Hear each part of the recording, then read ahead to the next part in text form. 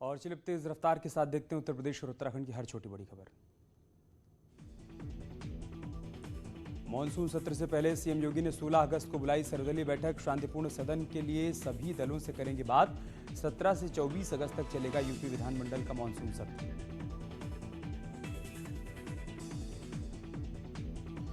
आजादी की 75वीं सालगिरह पर अमृत महोत्सव के तहत देश भर में फिट इंडिया फ्रीडम रन का आयोजन। 2 अक्टूबर तक जन भागीदारी में जन आंदोलन थीम पर आयोजित होंगे अलग अलग कार्यक्रम। केंद्रीय खेल मंत्री अनुराग ठाकुर ने दिल्ली में किया फिट इंडिया फ्रीडम रन 2.0 के राष्ट्रव्यापी कार्यक्रम का शुभारंभ। दिल्ली के साथ देश भर में 9 जगहों पर होगा आयोजन।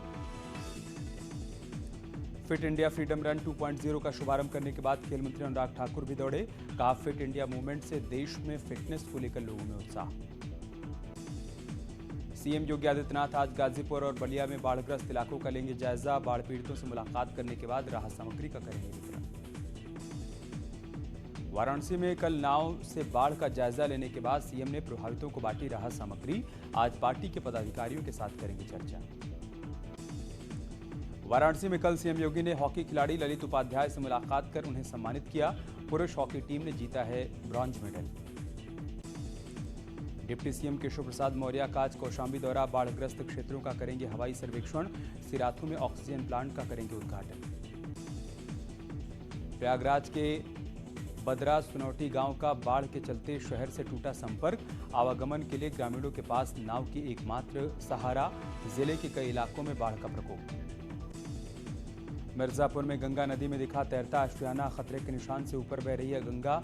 400 से ज्यादा गांव हुए हैं प्रभावित। बलिया में दिखी बाढ़ और बारिश की विनाश लीला। बैरिया क्षेत्र के केहरपुर गांव में देखते देखते गंगा में समाया पक्का मकान। तटीय क्षेत्रों के लोगों में दहशत। हमीरपुर में यमुना और बेतवा नदी में आई विकराल बाढ़। सीएम योगी के दौरे के बाद प्रशासन मुस्तैद। बाढ़ प्रभावित इलाकों का एसपी ने किया दौरा। पीड़ितों को बांटी राहत सामग्री। प्रयागराज में बाढ़ का कहर जारी। नदी के उफनाने से कई मोहल्ले जलमग्न। लोग नाव में बैठकर पहुंचा रहे हैं सुविधा। मिर्जापुर में गंगा पर जान को जोखिम में डालकर लोग पुल को कर रहे हैं पार। इटावा में पुलिस प्रशासन का सराहनीय कदम। नदी में कार समेत डूब रहे 3 लोगों को बचाया गया। एसएसपी ने टीम की तारीफ की। गोरखपुर में लगातार रुक रुक कर हो रही है बारिश। जनजीवन हुआ अस्त व्यस्त। कई इलाकों में भरा पानी। ओलंपिक पदक विजेताओं पर पैसों की बारिश। गोल्ड मेडलिस्ट नीरज चोपड़ा को 2 करोड़, सिल्वर मेडल वालों को 1.5 करोड़ और कांस्य पदक पाने वालों को 1 करोड़ देगी योगी सरकार। राज्यसभा में रिपोर्टिंग टेबल पर चढ़ने वाले कांग्रेस सांसद की धमकी। न्यूज 18 के मैनेजिंग एडिटर रमेश देवगन के साथ एक्सक्लूसिव इंटरव्यू में बोले, जरूरत पड़ने पर 100 बार करूंगा ऐसा काम। 16 अगस्त से बीजेपी निकाल रही है जन आशीर्वाद यात्रा। केंद्रीय मंत्री यूपी के 3 जिलों में करेंगे जनसभाएं। बाद में अपने क्षेत्रों में करेंगे लोगों से संवाद।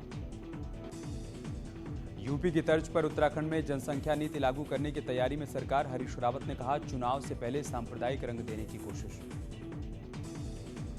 राहुल गांधी का ट्विटर हैंडल लॉक किए जाने के विरोध में कांग्रेस ने ट्विटर पर चलाई मुहिम। ट्रेंड हुआ मैं भी राहुल। प्रियंका गांधी और श्रीनिवास ने भी बदला नाम। केंद्रीय गृह सचिव अजय कुमार भल्ला को मिला 1 साल का सेवा विस्तार। मंत्रालय ने जारी किया आदेश। मुजफ्फरनगर में एनकाउंटर के बाद 1 लाख का इनामी बदमाश हुआ गिरफ्तार। बदमाश पर हत्या, डकैती और लूट के 37 मुकदमे। बुढ़ाना कोतवाली इलाके में हुई मुठभेड़। अमेठी में युवक का अपहरण कर भाग रहे बदमाशों से पुलिस की मुठभेड़। पुलिस की फायरिंग में एक बदमाश को लगी गोली। अपहृत मैनेजर के बेटे को किडनैप कर मांगी थी 20 लाख रुपए की फिरौती। हरदोई में मुठभेड़ के बाद 7 लुटेरे गिरफ्तार। 6 तमंचे के साथ कारतूस और 5 लाख की नकदी जब्त की गई। सर्राफ से लूट में शामिल थे दोनों बदमाश। बदमाशों के सरगना की तलाश जारी। बदायूं में चोरी के शक में दुकानदार पर 2 बच्चों को बेल्ट से पीटने का आरोप। फरार दुकानदार की तलाश कर रही है पुलिस। मुख्तार और अतीक पर ईडी की कार्रवाई तेज। सूत्रों के हवाले से बड़ी खबर। दोनों की संपत्ति जब्त करेगी ईडी। कई जिलों में संपत्ति खंगाल रही है ईडी। प्रयागराज में 31 साल पुराने केस में बाहुबली अतीक अहमद पर आरोप तय। स्पेशल एमपी एमएलए कोर्ट ने तय किया आरोप। धूमनगंज में पुलिस वालों से बदसलूकी का है मामला। लखनऊ में समाजवादी पार्टी ने कल नगर निगम मुख्यालय का घेराव किया, जमकर हुई धक्का मुक्की, बच्चे की मौत से नाराज थे सपाई। मैनपुरी के राठेरा गांव में एक मकान की छत गिरने से एक ही परिवार के 3 लोग घायल, घायलों को इलाज के लिए अस्पताल में भर्ती करवाया गया। बदायूं पहुंची सुभाष चंद्र बोस की प्रपौत्री और अखिल भारतीय हिंदू महासभा के राष्ट्रीय अध्यक्ष राजश्री चौधरी ने डीएम को सौंपा ज्ञापन, नीलकंठ महादेव के मंदिर को पुराने स्वरूप में लाने की मांग। कानपुर में जबरन धर्म परिवर्तन कराने का दबाव बनाने के आरोप में युवक की पिटाई, बजरंग दल के 3 कार्यकर्ता गिरफ्तार। गिरफ्तारी के विरोध में बजरंग दल के कार्यकर्ताओं ने डीसीपी कार्यालय का घेराव किया। हरदोई के संडीला कोतवाली इलाके में 3 अफीम तस्कर गिरफ्तार, तस्करों के कब्जे से 92 लाख रुपए की अफीम जब्त, झारखंड से बरेली लेकर जा रहे थे तस्कर। सहारनपुर में टीचर पर छात्रा को अपशब्द कहने का आरोप, छात्रा की मां ने टीचर को जड़ा थप्पड़, स्कूल प्रबंधन ने टीचर को स्कूल से निकालने की मांग। लखीमपुर खीरी में दबंग प्रधानपति की गिरफ्तारी के लिए गई पुलिस टीम के साथ अभद्रता, पुलिस से हाथापाई कर आरोपी मौके से फरार, पुलिस ने दर्ज किया केस। ललितपुर में बांध किनारे बेहोश हालत में मिली महिला, मौके पर पहुंची पुलिस ने महिला को अस्पताल में करवाया भर्ती। मेरठ में 2 युवकों का वीडियो हो रहा है वायरल, नशीला सामान खरीदने के दौरान ग्रामीणों ने बंधक बनाकर दोनों के बाल काटे, वीडियो हो रहा है वायरल।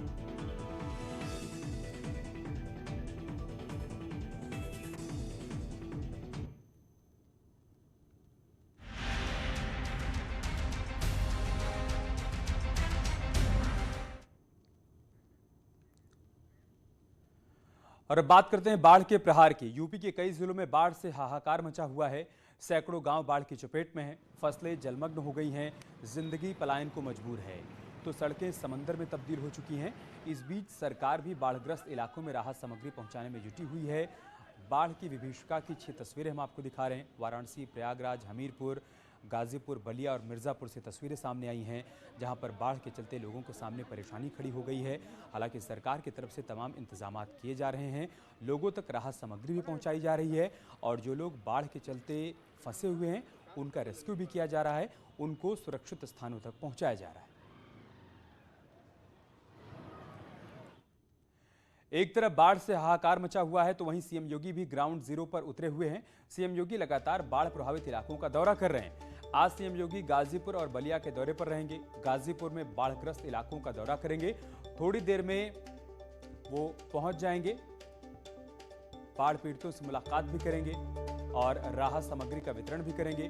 गाजीपुर से सुबह 11 बजे बलिया के लिए रवाना हो जाएंगे, राहत और बचाव कार्यों का जायजा लेंगे और 11:40 पर देवरिया कला गांव पहुंचेंगे, जहां पर मालदेपुर में बाढ़ पीड़ितों से मुलाकात का भी कार्यक्रम पहले से निर्धारित है।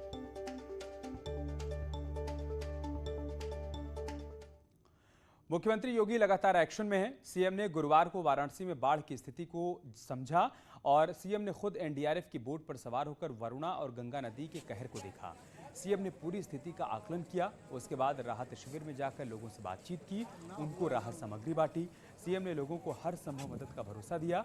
उसके बाद सीएम ने अधिकारियों के साथ बैठक भी की और किस तरह से राहत बचाव कार्य को आगे बढ़ाया जाए, इसको लेकर अधिकारियों को निर्देशित किया।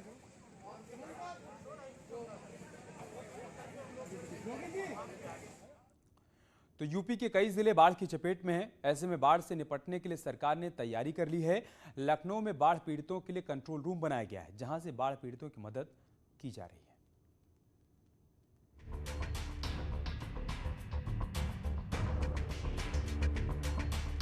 यूपी के 23 जिले बाढ़ की चपेट में हैं। सीएम योगी लगातार बाढ़ प्रभावित क्षेत्रों का दौरा कर रहे हैं। वाराणसी बलिया के दौरे से पहले सीएम इटावा, औरैया, हमीरपुर के दौरे पर थे, जहां बाढ़ पीड़ितों को राहत सामग्री वितरित की।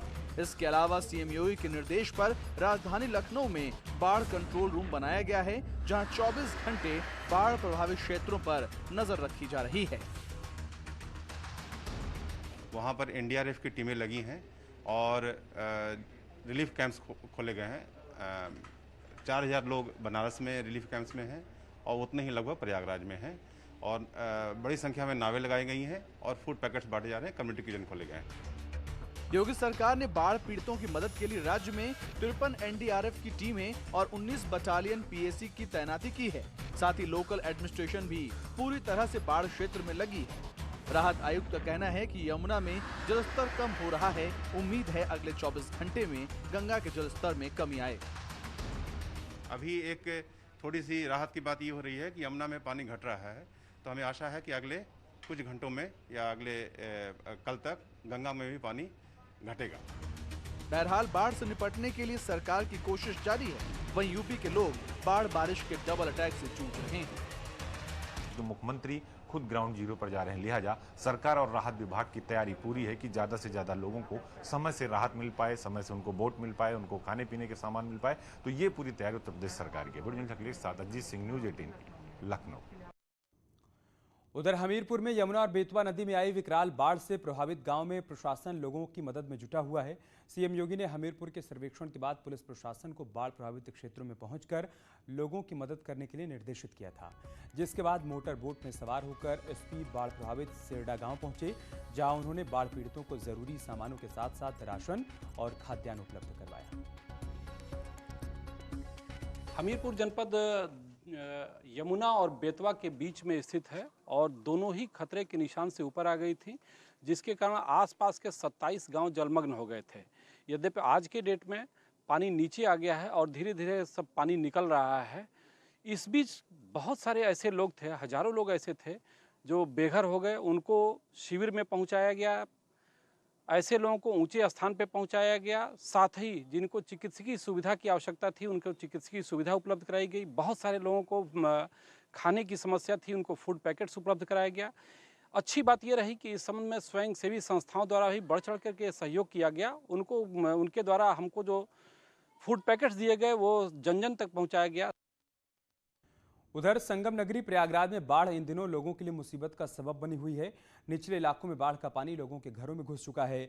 वहीं झूसी इलाके के बदरा सुनौटी गांव का बाढ़ के चलते बुरा हाल है और शहर से संपर्क टूट चुका है।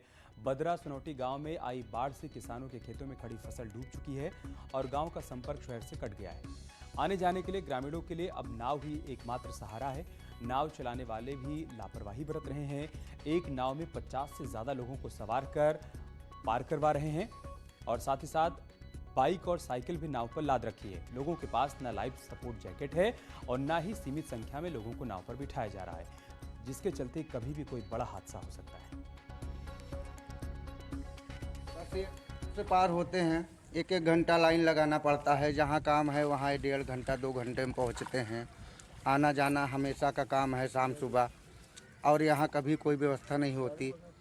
यहाँ पर तमाम तरह की दिक्कतें, बिजली काट दिया जाता है, लाइन का व्यवस्था नहीं है, यहाँ पर कोई रास्ता नहीं है। यहाँ सर आवागमन अवरुद्ध है, कृषि बाहुल्य क्षेत्र है। जल भराव की वजह से, ये बाढ़ की वजह से पूरी तरह से फसलें नष्ट हो चुकी हैं। किसान पूरी तरह से बर्बाद हो चुका है और यहाँ के लोगों के लिए हर तरह की मूलभूत सुविधा के लिए तरसना पड़ता है। कुछ भी यहाँ पर उपलब्ध नहीं है। आने जाने के लिए नाव ही एक सहारा है और नाव में अक्सर आए दिन दुर्घटनाएं हो जाती हैं। नाव कम लगी हुई है, भीड़ ज़्यादा रहती है। प्रयागराज में गंगा यमुना के अलावा ससुर खदेरी नदी ने भी लोगों के लिए मुसीबत खड़ी कर दी है। कैसे हालात वहां पर बने हुए हैं वो भी देखिए। संगम नगरी प्रयागराज में बाढ़ ने कहर बरपा रखा है। गांव से लेकर शहर तक चारों ओर पानी ही पानी नजर आ रहा है और इस वक्त हम मौजूद हैं करेली के गौस नगर इलाके में। हम उन गलियों में इस समय मौजूद हैं जिन गलियों में मोटर गाड़ियां दौड़ा करती थी, लेकिन अब इनमें पूरे मकान डूबने भर का पानी भरा हुआ है। एक मंजिल पूरी तरह से डूब गई है। कि पानी भरा हुआ है, इसी में हम अकेले हैं यहाँ पे और मदद जो है हमारे तरलीब भाई हैं वो मदद हमारी कर रहे हैं। 2-3 बार कल आ चुके हैं, आज भी रहा है। अब यहाँ पर जो राहत सामग्री पहुँचाई जा रही है वो नाव के जरिए पहुँचाई जा रही है।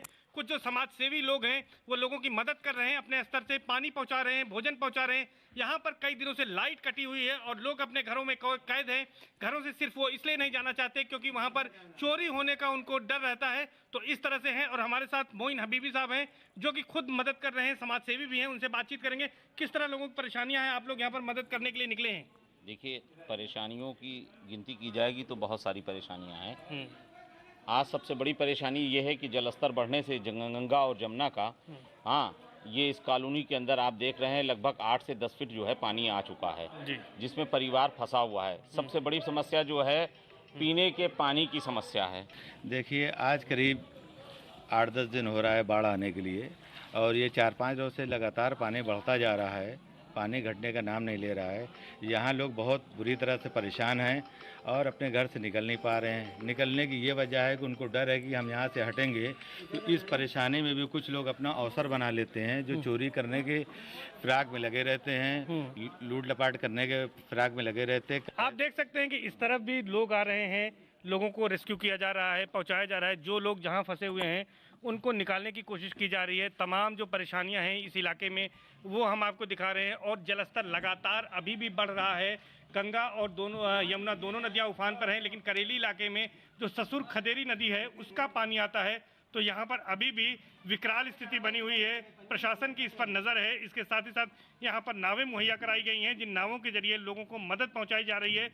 फिलहाल जो बाढ़ का कहर है वो बदस्तूर इस इलाके में जारी है, और अभी फिलहाल लोगों को राहत मिलने की उम्मीद नहीं है। अपने सहयोगी ज्योतिराव फुले के साथ सर्वेश दुबे, न्यूज़ 18 प्रयागराज। और अब बात करते हैं मिशन संजीवनी की। क्या सैनिटाइजर हानिकारक हैं? क्या टीके आपके डीएनए को संशोधित करते हैं? क्या टीकाकरण आपको कोविड-19 से संक्रमित कर सकता है? क्या ये कुछ सवाल आपके मन में है? खैर, अब एक जगह है जहां पर आपके सभी प्रश्नों का उत्तर दिया जा सकता है, और ये सब आपके फ़ोन पर। नेटवर्क 18 और फेडरल बैंक के राष्ट्रव्यापी वैक्सीन जागरूकता अभियान के तहत कोविड-19 के खिलाफ संजीवनी या short of life Sanjivani WhatsApp helpline की शुरुआत की गई है। आपको बस 7977773753 नंबर पर व्हाट्सएप करना है और आपको तुरंत अपने उत्तर प्राप्त हो जाएंगे। जानकारी जिसे जांच और क्रॉस चेक कर आगे बढ़ाया जाएगा।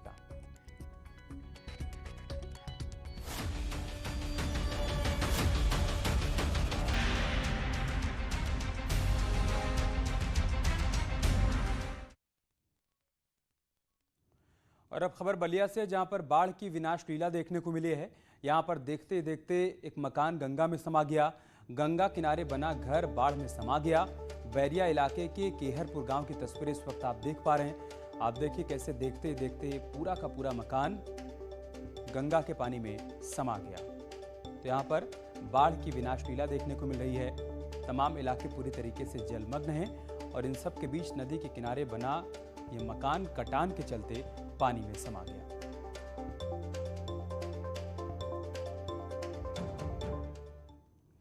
और चलिए, इसके साथ इस बुलेटिन में इतना ही। खबरें जारी हैं, आप बने रहिए हमारे साथ। नमस्कार।